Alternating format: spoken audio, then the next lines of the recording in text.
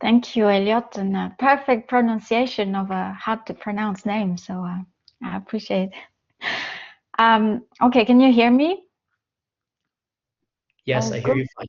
Okay. And now I'm going to share my screen. Okay, I will stay on without muting until you are ready. All launch. Okay, so I still see here you. and now I think that's the tab I want to share.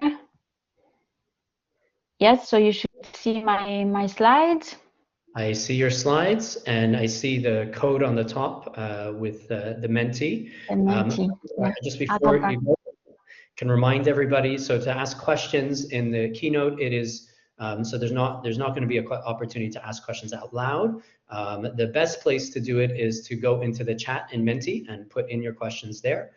You can also put your questions into the chat in Blackboard, and we will see those and pass them along to Gal as well. So Gal, take it away. Okay, well, thank you. Thank you for introducing me. Thank you to those who have voted me in office.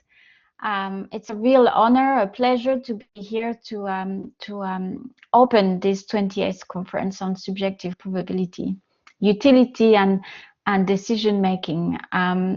It's an honor and also a real pleasure to be able to talk about this topic, which is a favorite.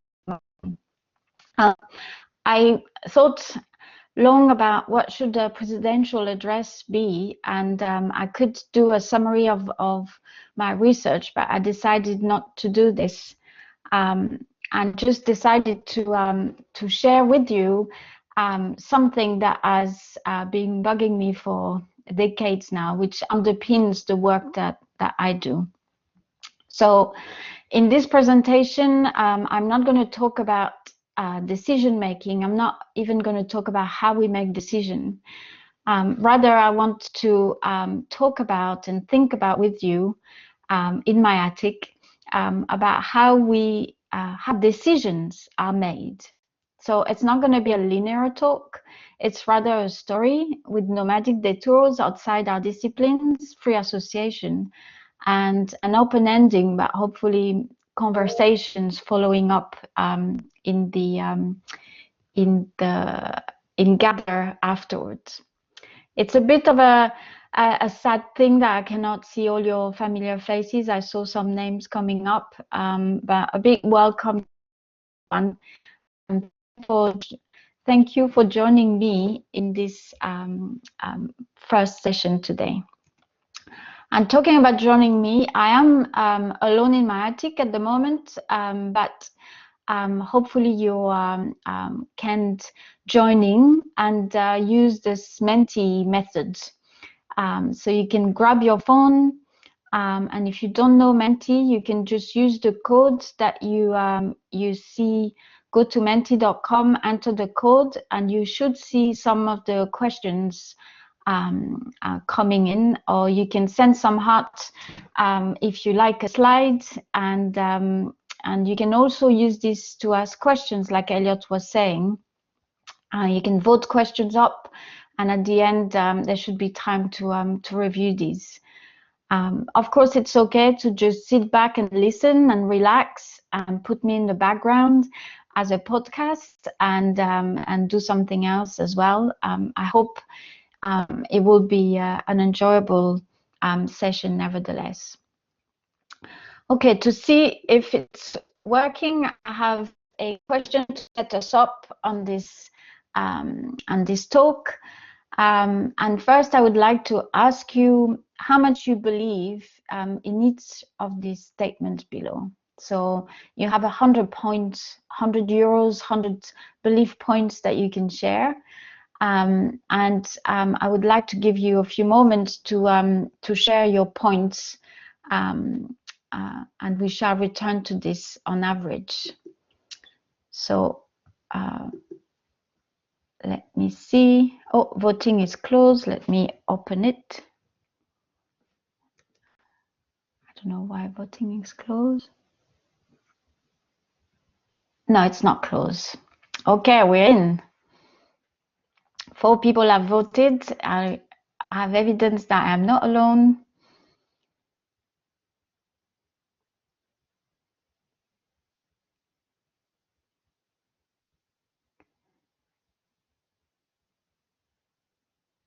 That's interesting.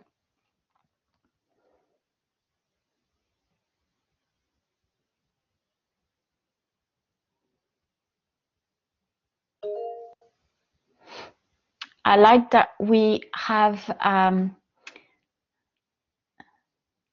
division in the collective.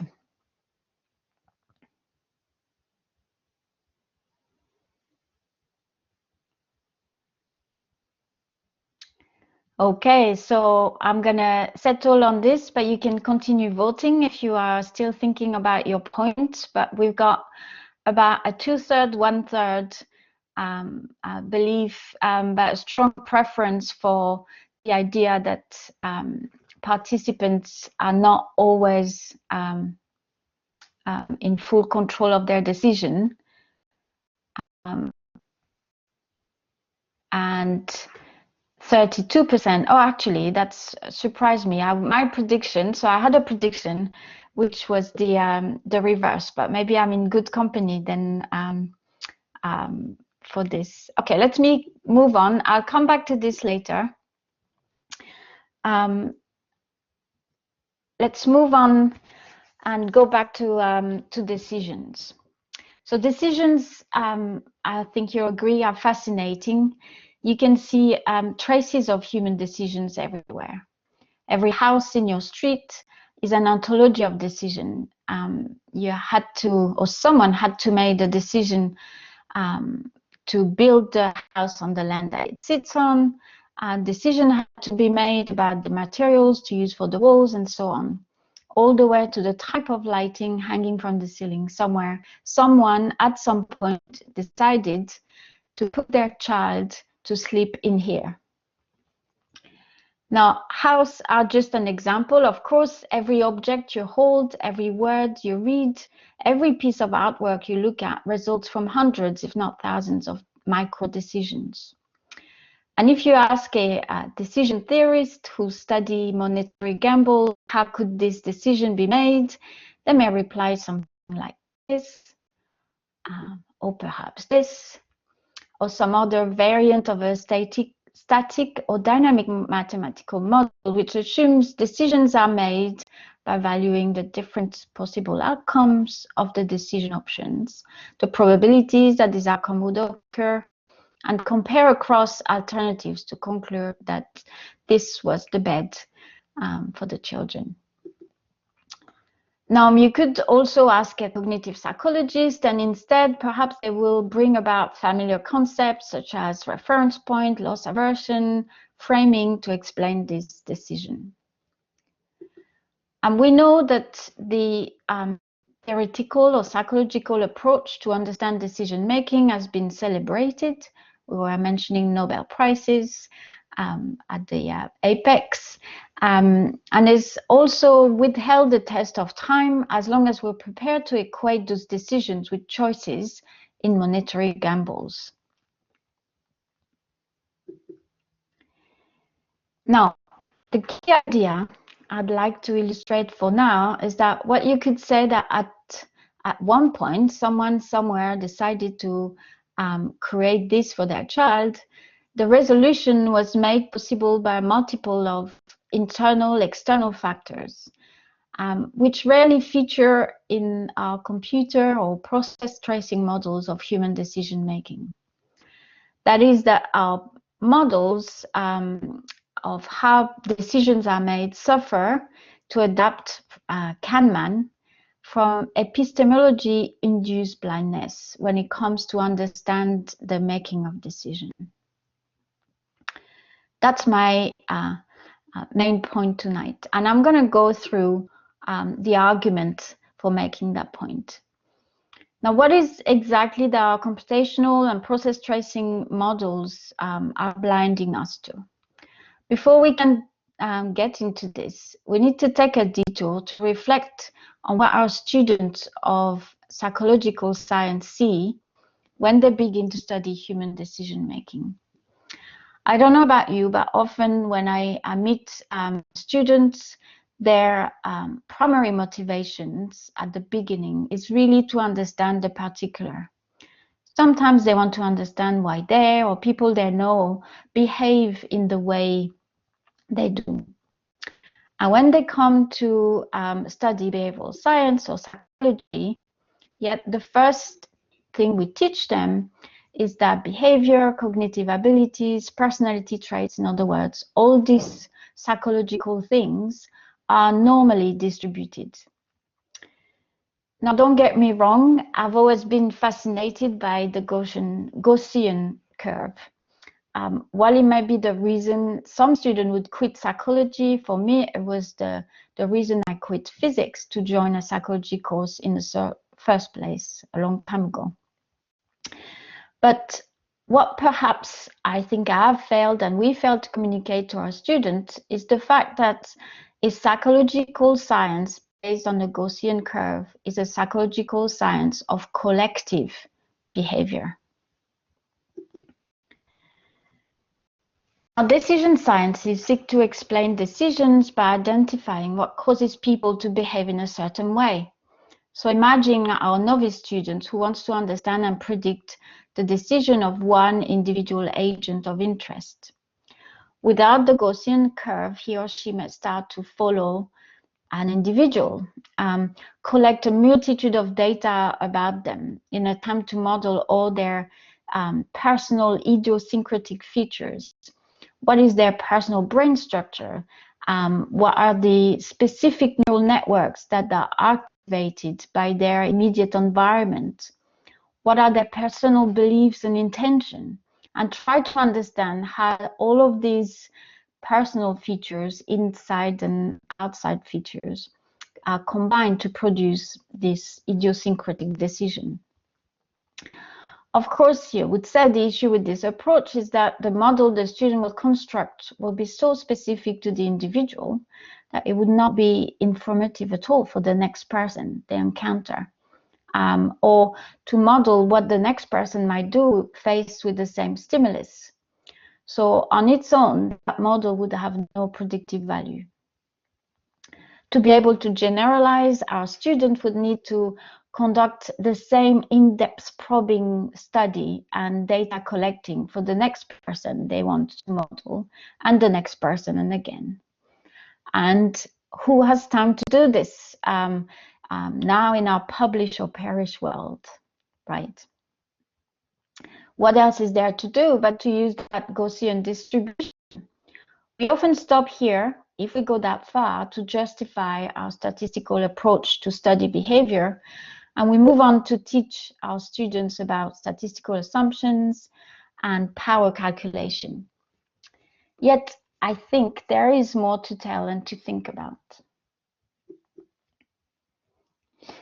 I promised you a detour, and this is a big detour, a physicist detour. Long before us, physicists have faced the same dilemma about the computational difficulty of predicting and understanding individual behavior. Their focus was not people, but gas particles. They had the physics of Newton that helped them understand, predict the movement of individual planets and objects with really precise causes and effects relationship. So they had the tools to understand the mechanics of forces and movement of individual objects, in their case, planets or objects on Earth with gravity.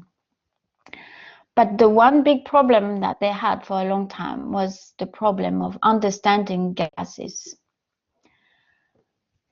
And when it comes to understand and predict the micro movement of gas particles, the Newton mechanics were no longer useful. I mean, if you take a single thimbleful of particles of air, there are billions of atoms which are constantly moving and bumping off each other. So their individual paths, as they collide with each other, become something that's really hard to predict or to model. And there was one physicist that we owe him the solution to that problem, a Scottish scientist, James Clerk Maxwell. Now, he was the first to realize that we didn't need to worry about the details about the precise trajectory of the individual atoms. All that mattered instead was the statistical average behavior of all particles and the spread either side of the average to understand the behavior of gas at the collective level.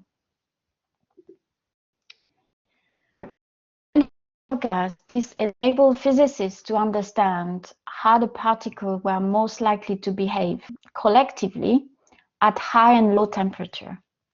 This is because ultimately the seemingly chaotic behavior of all these particles can be represented by a Gaussian curve. And the only way to account for this atomic behavior is to forget about the details about the precise trajectory of those atoms and focus instead on their average behavior.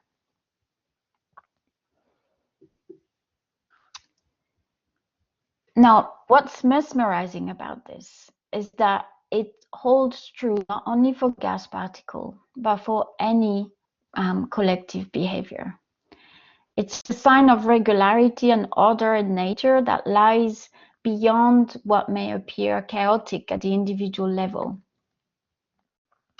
What you're seeing here is a swarm of starlings, the individual birds, all flying about in what seemed to be a chaotic fashion, but collectively, the swarm moves together because on average, the birds are as likely to fly in any direction. So, from gas particle to starlings, let's go back to people. The same logic applies for us with the use of the Gaussian curve, underpinning behavioral and decision science work. If we were to take 1 billion snapshots of all the macro decisions that people make, we would probably not see the same picture twice. But we say it doesn't matter, because at the macro scale, given a well-powered sample, we expect the same collective behavior to replicate.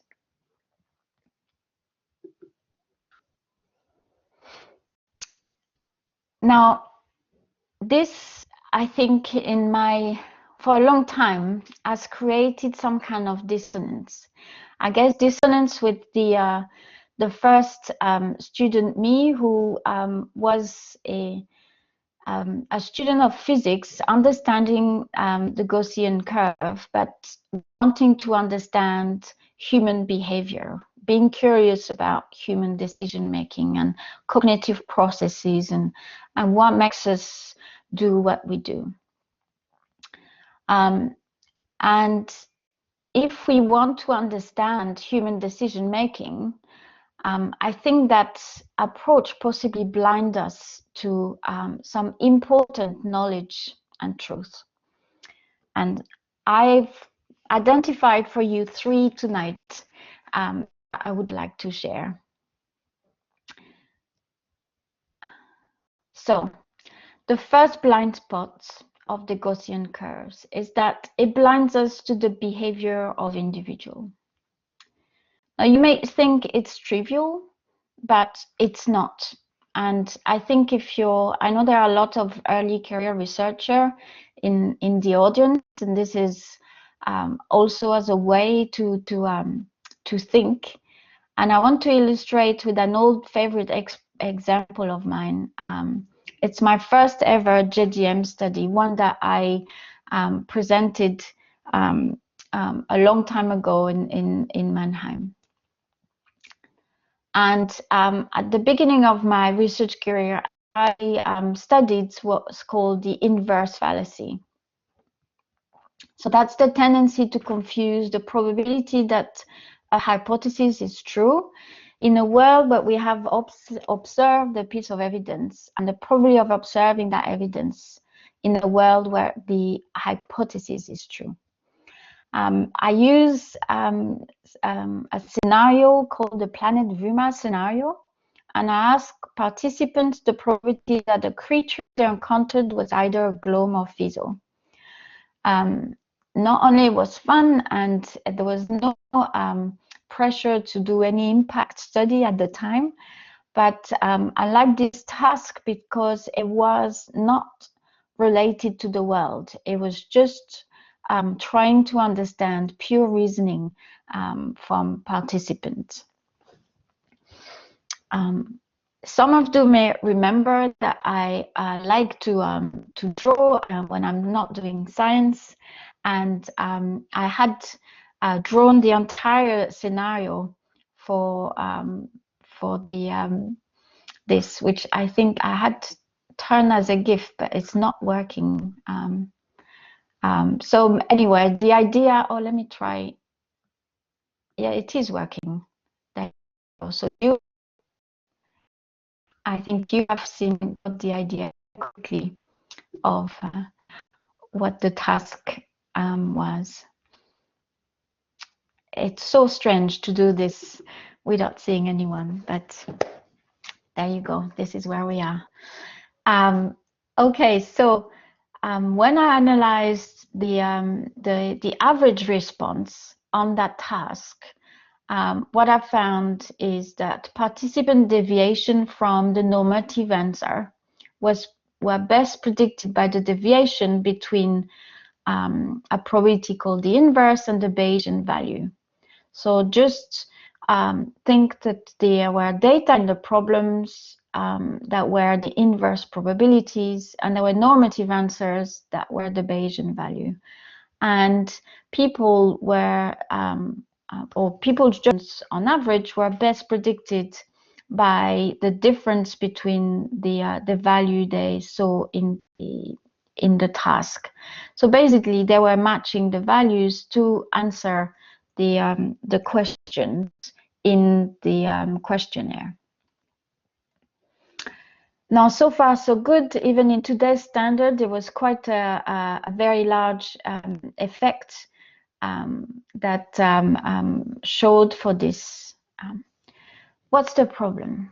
Well, the problem is when I looked at the distribution of answers, I could see that half of the participants actually fitted the inverse model perfectly. That is, that they responded with the inverse fallacy in nearly all of the trial. But then the remaining half of my participants didn't do so well, or they did something different. And so if we look at the average human, it looks like the average human is committing the inverse, but not everyone does. And perhaps that's okay. Perhaps we just want to measure the average human. But to me, it was something that was not comfortable or sitting comfortably. And in hindsight, I suppose that having that distribution helped me reduce my cognitive dissonance. And the fact that the distribution of answer is the closest information we have to the individual humans that make up the average human. But we shouldn't forget those who are not part of the model. And so I was preparing this talk and thinking the first blind spot is the distribution, is the individual. I wondered or pondered whether I would mention it, but I thought I would. Maybe you have heard on Twitter, if you're on Twitter or on the blogs, that there is currently a big talk about a distribution behind the average. And I wrote this talk before I heard about the Twitter storm, about the impossible drivers data. But the only good thing about it is that I suppose it supports my point tonight. But I'm not just saying look at distribution just to make sure they aren't fake. I'm saying don't be blinded by the averages. Don't chase the average either. It's not just about fraud, I think. It's about not losing sight of our first purpose when we first came to this, to understand, predict, or support the decision and behavior of individual people, rather than finding impossible fitting means. I've got an interesting question. So, you know, how much is individual variance due to noise? It's an interesting question, and we'll come back to this in a minute. And that's what we assume, right? That's the model that we use. If we use the Gaussian approach, individual variance is noise in our perfect, otherwise perfect average human. Let's come back to this in another slot. Now, I'm not the first one who's said that. I realized that there's a very good quote by W.K. Estes in 2002, aptly put it. The critical features of individual behavior were obscured from the view of investigators who attended only to statistics such as means and standard deviations. So the one key point is that there is perhaps more behind the means and standard deviation, and something that could be interesting to figure out.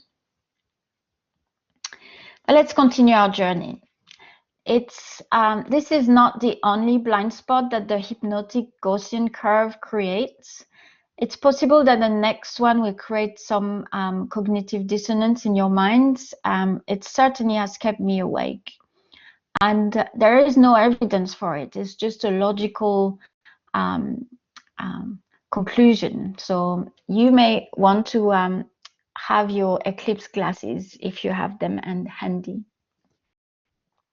Well, yes? Your slide now is showing no questions from the audience, not what the slide is. Oh, is that better? Now it's back to the keep your glasses on slide. Good. Okay. Is that good? Thank you. And now it says blind spot number 2. Yeah. Okay, we're on it. Perfect. Thank you. So the second issue with the Gaussian curves is that they obscure, or rather I should say completely factor out, individual intentions and agency behind the collective average. And as I was saying, there's no evidence for this blind spot. It's just a logical consequence of using statistical modeling. And I'll explain. Our science of the average human, or l'homme moyen in the history of science, as the archetype of the human, somehow also strips our psychological model of human agency. Because if you think of what it is, it's reducing us to starlings in the swarm.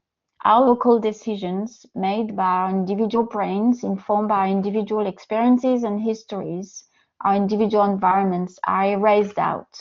This is what statistics are there for. This is noise in the data. Now remember Maxwell.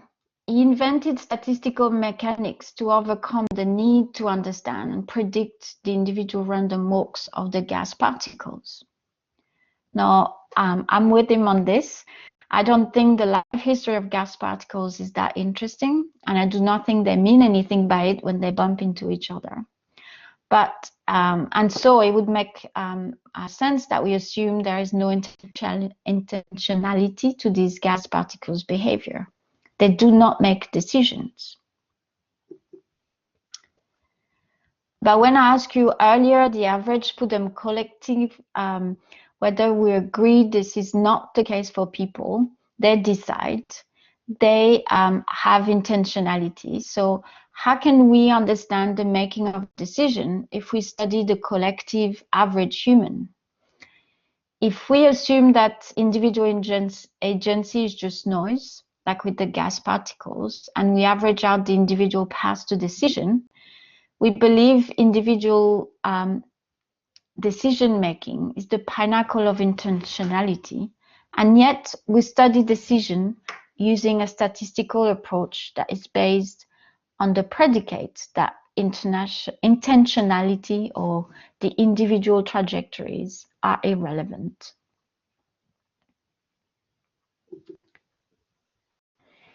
I think that dissonance may come from two conceptions of cognition and decision making which coexist in our field. So on the one hand, there is the view that we have first a mental plan that we realize through our actions and decisions. And then on the other hand, there is the view that we have no plan, and rather that we can be constantly fine-tuning and refining our adaptation to the environment. We react to what we see. We may debate which is the better conception, whether there are two conceptions, whether there are two kinds of thinking. Or worse, we may argue, sometimes I read that, we say the more educated, or those who are more able or willing to deliberate, start by thinking or representing, and then they make a decisions, while the others are just, manipulated, these things with nudge. That is the big criticism of. But I think whichever view of human decision making we adhere to, if we are using averages and standard deviation, if we're rejecting the idiosyncrasies of these individual processes as mere random noise, our conception of the average human as the archetype of the human somehow also strips our psychological models of human agency. It reduces people to starlings in the swarms. Their local decisions made by individual brains, informed by our experiences and environment, are insignificant because they cancel each other. They are just a murmur in the background.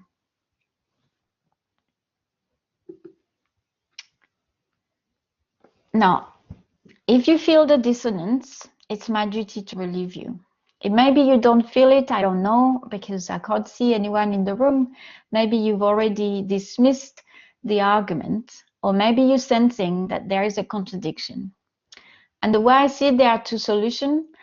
If you want to continue to study the average collective and forget about understanding Carrie Bradshaw, or what someone somewhere choose to put their kids to sleep inside a dinosaur mouse, I would just remember that you pay the fee to attend this talk, so you don't have to change your mind. And by the way, this is me making my jokes in my attic, which is an ongoing joke that I'm not very good at telling jokes, and now I can get no feedback on whether you see the joke, and I'm just going to carry on. Okay, but please do stay. There is more to come. And to the outliers, individuals in the audience who are beginning to see why this cannot be enough, keep your glasses closed, and there are more to come. Now, the third blind spot created by the Gaussian curve is the blind spot for the outliers. And this is perhaps the one that is, I think, the most interesting to me at the moment. When I started the presentation, when you first saw this, you thought this is something we do not need to predict or understand. We all know this looks like an outlier, and outliers are bad. Our average human, our beautiful average human with a big H, capital, represents the beautiful natural order, just like the starlings. We are not better at predicting or even understanding what a particular individual say. Carrie Bradshaw will decide next. than meteorologists are at predicting the weather at a precise location. But we take a sample large enough and we can confidently predict that a large proportion will be close to the population average. We see individual outliers as just noise that we should ignore. You might say, what's the issue with that? But I would say it's perhaps the most serious blind spot of all, because it prevents us from truly understanding diversity and inclusion, and it has real-world consequences. And here I would take another exhibit, my third exhibit, which is the Spudum 2021 peer review ratings, that as a way to provide evidence for this blind spot. Now I want to make a disclaimer. The data I will present may be controversial, and this is for several reasons. Possibly more, but first, it was not pre-registered. Second, the participant did not consent to their data being used in the way that I'm about to, but they're all anonymous. Third, it involves qualitative coding by one member of the research team, who I'm thankful for, and he knows who he is, but there was no intercoder reliability checks. So please consider this at best an exploratory analysis, at worst a rhetorical one. It's, in my mind, data for thought. It's to spark off conversations after this talk when we go and gather. Now, who were the research team? In this case, they were the member of the Spudum organizing committees and every attendee who reviewed abstracts. So probably you're part of the research team. The participants were every attendee who submitted an abstract for oral presentation and may or may not have reviewed abstracts. Now the method. I have to say that I agree with Elliot, it was a pleasure to work on the organizational committee. I don't know about you, but being a decision scientist, whenever I'm in a real life situation where I have to make a decision, I can't help by bring to the fore all these questions. And the real life of committee decisions is different from the model of the average human, but they're fascinating as well. In our committee, there was really a sense that we wanted to be inclusive and open. I think that characterized us as an association, as a field as well. We discussed implementing a gender equality policy after the abstract were submitted in that on that topic, but we decided against in this instance because first we did not explicitly request gender information or gender identity information from participants before they submitted the abstract, so we didn't have data from you when you send your abstract. Also, we wondered whether if we were to force a quota, that would reduce the quality of the talks. So if the talks with higher ratings would be offered a poster presentation to accommodate the gender quota, would we risk having a not so good Spudum? And also, we didn't have any data from previous conferences to show that there was an equality issue. So instead, we designed an open and inclusive review system where everyone was invited to contribute to the peer review of the anonymized abstracts. The committee agreed that we would review the submission data after we accepted the papers to examine where we stand and in view of informing future decisions. So in terms of the data, we had 125 abstracts, which were the highest rated based on the peer review on average, and were offered a presentation slot. Now, looking at the average, they're comparing the ratings from the peer reviewers for all the abstracts based on gender. I'm happy to report that there was absolutely no difference. And looking at comparing the categories, there is still no difference at all. Now the U category is for unknown because we coded the gender based on the first name of the speaker, and for 2 occasions I were not able to code the first name, or it was an ambiguous name. But the key message from this is that there are no difference in submission quality between male presenter and female presenters. So I have a question, Elliot. I've got a question that comes. I see it, but I don't know if everybody sees it until I show the question to everybody. I see the question on the Menti if I click on show question.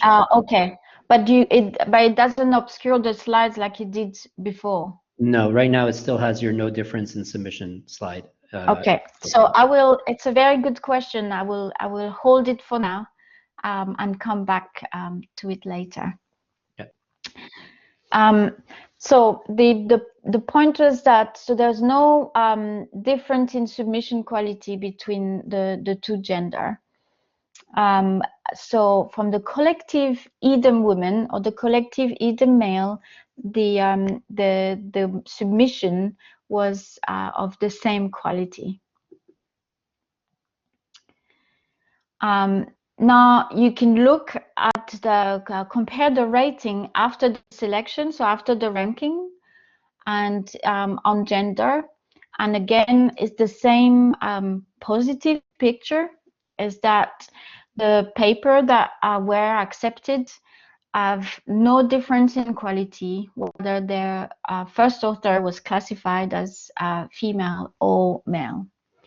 So this is all good news in a way, that we have no difference in quality between, according to the reviewers, between male and female presenter.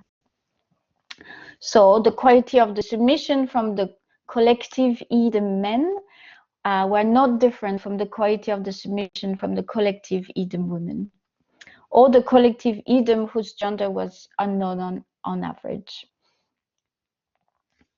Now, given this data,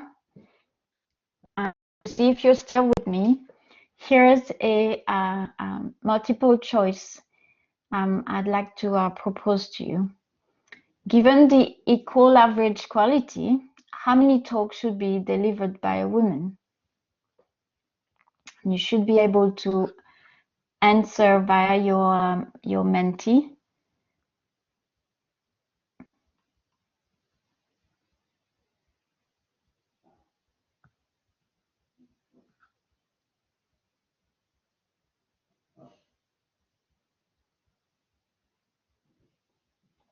Oh, this is fun.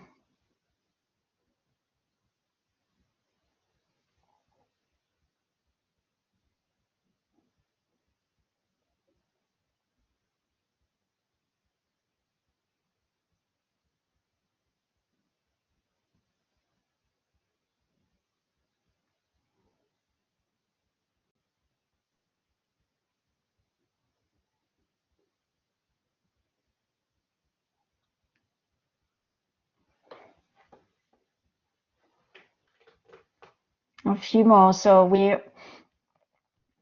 we get a short majority for the equal acceptance range among gender, a minority for the 50% presentation by women, and the second is the blind rankings, which is what we have used in this in this presentation. Can you see the result? Yes. Yeah, I think. Yeah. Okay. Okay, so well, that's what we had in the presentation. You will see that there will be I can't see. Yes, 38% of presenters will be female and 61% of presenters will be male, and 1% which we couldn't identify. Now let's stop at this for a second. There was no difference in quality between men and women presenter. On average, you know, we are the talks are equally in quality. Now it's interesting this idea of how do we, what do we take from this? What is this blinding us to? And even though it's not statistically significant, if you look at the distribution, male abstract tended to have better ratings, slightly better ratings. So the distribution was slightly to the right. And I think this is what perhaps explain that when we do the ranking, we end up with more men presenter than female presenter. And actually, if I tell you my preference out of these three, I would have, a few years ago, actually, I would say, I would have voted for the blind ranking. And because I was on the position, I would say the anti-feminist position. Being a woman myself who, you know, managed to have a research career, I think my discourse would have been, and I actually remember having a conversation with some of you, I don't know if it was a Spudum or somewhere, about this, where my position was that, you know, it's insulting to women to have any kind of quota, because if you have the capacity, if you make the effort, if you, despite all the odds, manage to succeed as a woman, you should own it. You should not be helped to do so. But right now, I have come back to this, and I think I stood on that position from a privileged position. That is that, you know, even if I didn't come from a background that helped, or, you know, nobody went to university before me in my family, I was in a background where I was always supported to get an education, to go to university, to earn my independence as a woman. So my environment, my own trajectory meant that, you know, I could work hard, but I could get rewarded. But what we don't see in the average, and what we don't see in this distribution, what it blinds us to, is the reason why there is this difference in distribution. The reason why there are less women who might have been able to submit an abstract to present today. Perhaps it doesn't matter, and we could be say perhaps it's because women write poor abstracts, so it's normal that there should be more men presenting. Or perhaps, as a white male professor once told me, women prefer to have babies instead of pursuing a research career, so because it's easier for them. So maybe we should let things, you know, evolve the way they evolve naturally, because nature brings order. We can use the averages and keep in the same place.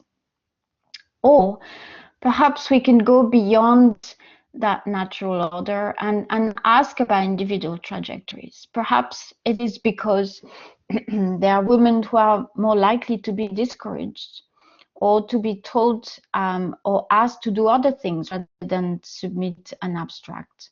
Perhaps there are environment, individual trajectories that would mean that they're less likely to apply, and then less likely to have a presentation. It's just for the case of illustration, a talk at Spudum is not, or a poster at Spudum is not the end of your career. I've presented poster at Spudum too. And, but I think the point I want to make is that we need to go beyond our blind spot. We need to go beyond our usual interpretation for what things are, because the normal distribution is the current norm, but is also contributing to the status quo and contributing to a state where the blind spots are staying in place and prevent us perhaps to see another way and to hear other people. So beyond the Gaussian lens, what I would say the key message from the talk will be, if you start your career and you want to model the average or the collective behavior, remember to observe behaviors. What I tell my students these days, even if they want to do a questionnaire or survey, get the survey and ask the question directly to a few people, even around you, and see what they say. Try to understand what is their experience when filling out the questionnaire, to try and get also that kind of data on behavior. Continue to question your assumptions, and don't forget your why you want to understand decision making. What is it that you want to be able to predict or understand? In terms of my presidency, my first priority as the incoming president of the European Association for Decision Making, I would like to promote greater diversity, inclusivity, and equality in our association. Not because I think we do not have it. I think it's the best association there is. But I want to push it not just between men and women, but more broadly among our members. Create a community where we give a voice to everyone who may not feel they have a voice or may not know how to have a voice. And we've got 2 years to think how we can open up in that way across Europe, since we are supposed to represent Europe. And it would be nice, I think, to have a greater sense of how we can collaborate across countries, how we can have build on this association to build on funding calls and bring people together in a more open way, in a more supportive way. Perhaps also have mentoring across countries or across ECRs from different universities. So think in these areas. And another priority is also to have some kind of dialogue. I think this year has been perhaps an eye-opener on how we can be more in touch, but also how we can be more spread out in a way where it's easy to get in touch with everybody, and at the same time not necessarily the community where you have the closest interest at heart.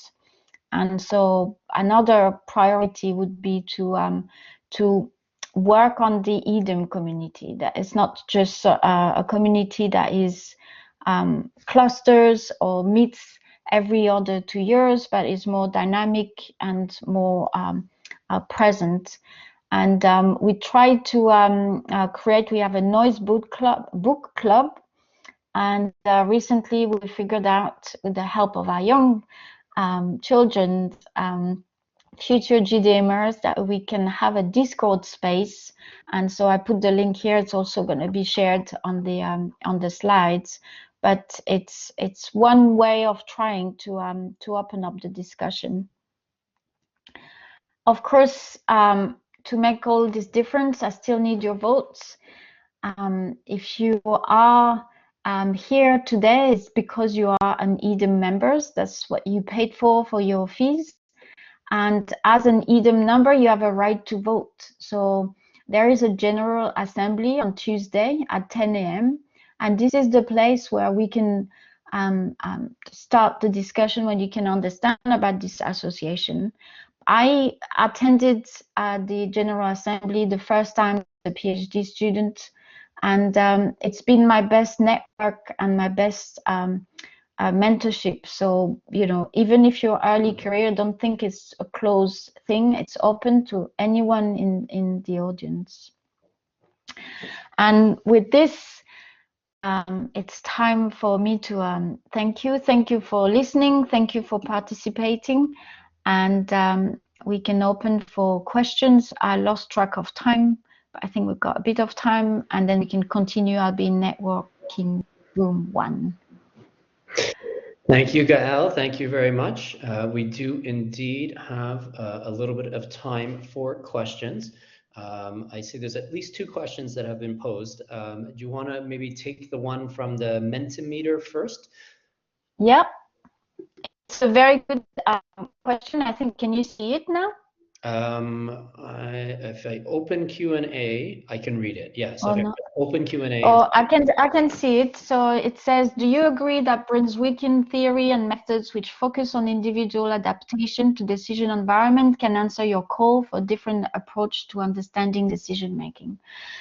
I not only agree, but I'm actually using it at the moment. So I'm rekindled to it. I only knew about this approach, and at the moment we have a project looking at peer review, and actually we're using this approach, but we started really from the core start by asking the expert and understanding what the experts are doing in their environment.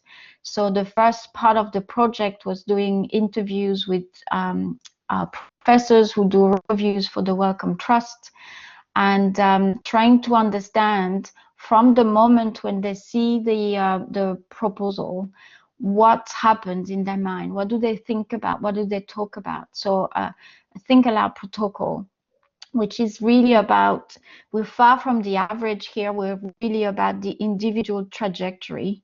And that's linked with work I've done also on what we call probatonic analysis, which is really trying to understand the spatial temporal trajectory of the individual. And that Brunswick had that insight that if we want to understand behavior, we need to understand behavior in context first. I want to say also that I'm not saying that I am against average, and I'm against the beauty of the natural order that comes when you summarize. The message here is more that before we average, we need to understand what we want to average, and we need to remain curious for the particular. We need to remain curious for the outliers, for the excluded in our analysis and in our research, because sometimes that may be where we find the most interesting things, and that we discover things we wouldn't have seen if we were just going straight for the average and the normal distribution. Well, thank you, Gaëlle. There is one other question that is sitting here. It is in the Blackboard chat, so I'll read it out to you because I don't know if you can see that. So the question is from Vanessa Ayres Pereira. She thanks you for the talk, and she was wondering whether you have any thoughts about the relevance of using within or single subject designs in addition to group designs to study factors influencing decision making. Yes, well, thank you. Yes, of course. And I think the within subject design or single cell is there's very good work by Bussmayer, Jeremy Bussmayer, on dynamic decision making, and I think that's to me that's a way to go forward in the sense of this being more dynamic and having time being included in the model or the understanding of the decision.